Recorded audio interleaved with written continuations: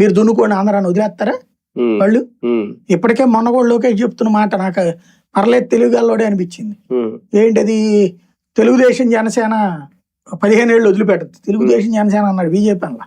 అదే కదా, ఎందుకంటే బీజేపీ అట్లాగే 15 ఏళ్ల పాటు కూర్చున్నాలే పక్కన అనుకునే రకం కాదు. రేపు ఎలక్షన్ లో పొరపాటున కర్ణాటకను తెలంగాణ గెలిచిందంటే ఆంధ్రాలో మా వాటా అయిందని అడుగుతారు, మొహమాటం లేదు.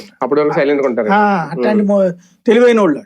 నవీన్ పట్నాయక్ లాంటి వాడికి సినిమా చూపించిన వాడు, నితీష్ కుమార్ లాంటి వాడిని పక్కన పెట్టిన వాళ్ళు, రాజకీయం ఎట్ట చేయాలో బాగా తెలిసిన. కానీ బాబు గారితో కొన్ని బుజ్జగింపులు లేదంటే కొన్ని సామ ఏదో అంటారు కదా దండోపాయాలు లేదంటే అలాంటివి ఉండేయట. కానీ లోకేష్ గారు అంతా ఫటాఫట్ మని తేల్చేస్తున్నారు. సీనియర్లు కూడా సర్దేసుకోవాల్సి వస్తుంది, సర్దుకుపోవాల్సి వస్తుంది. తరం మారినప్పుడు మారుతుంది. ఇప్పుడు ఎన్టీ రామారావు ఆగ్రహమైన అనుగ్రహమైన చాలా వేగంగా ఉండేది.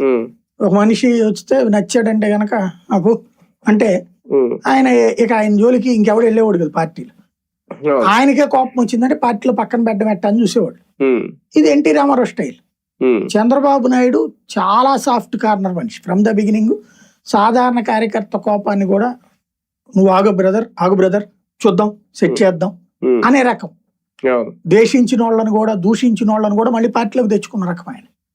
అంటే అది డెమోక్రసీలో ఒక పార్ట్ అని ఫీల్ అయినాడు. ఎన్టీ రామారావు తిడితే వెనకది అలా, చంద్రబాబు నాయుడు తిట్టిన వాళ్ళు మళ్ళీ వెనక్కి వచ్చిన వాళ్ళు ఉన్నారు. నన్నప్రాయణ రాజకుమారులు, పేరేంటి రేణుకా చౌదరి, అందరూ పార్టీని వదిలిపోయిన వాళ్ళే కదా, మళ్ళీ తోడొచ్చినటువంటి వాళ్ళే కదా. బుచ్చయ్య చౌదరి ఎన్టీఆర్ వెనకాలేడా? దేవినేని నెహ్రూ అప్పుడు వెళ్ళి మళ్ళీ తెలుగుదేశంలోకి వచ్చి దేవినేని అవినాష్కి తెలుగు యువత అధ్యక్షుడు కూడా ఇచ్చారు కదా. ఇట్లాగ ఉన్నాయి కదా, వెళ్ళిన వాళ్ళు మళ్ళీ వెనక్కి రావడం ఉన్నాయి. అట్లాగా ఇప్పుడు గద్దెరామన్ మొదటి ఇండిపెండెంట్ గా పోటీ చేసిన తర్వాత తెలుగుదేశంలోకి వచ్చాడు.